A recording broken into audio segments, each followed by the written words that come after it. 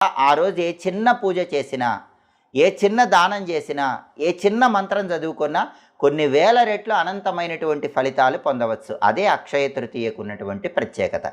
అలాగే అక్షయ తృతీయ రోజు సింహాచలం క్షేత్రంలో వరాహ లక్ష్మీ నరసింహస్వామి వారికి చందనోత్సవాన్ని కూడా నిర్వహిస్తారు. చాలా శక్తివంతమైన రోజు. అందుకే ఎవరైనా అక్షయ తృతీయ రోజు దగ్గరలో ఉన్నటువంటి నరసింహస్వామి ఆలయానికి వెళ్ళి దర్శనం చేసుకుంటే చాలా మంచిది. ఇంట్లో నరసింహస్వామి విగ్రహం ఉన్నవాళ్ళు ఆవు పాలతో కానీ, కొబ్బరి నీళ్లతో కానీ నరసింహస్వామి విగ్రహానికి అభిషేకం చేసుకుంటే మంచిది. ఏ పూజలు చేయలేని వాళ్ళు ఉగ్రం వీరం మహావిష్ణుం జ్వలంతం సర్వతోముఖం నృసింహం భీషణం భద్రం మృత్యోర్మృత్యుం నమామ్యహం అంటూ సుదర్శన మంత్రాన్ని వీలైనన్ని సార్లు చదువుకున్న అద్భుత ఫలితాలు కలుగుతాయి. మహిళలైతే అక్షయ తృతీయ రోజు పసుపు కుంకుమ పూలు పండ్లు జాకెట్ ముక్క ఉంచి తాంబూల వాయనం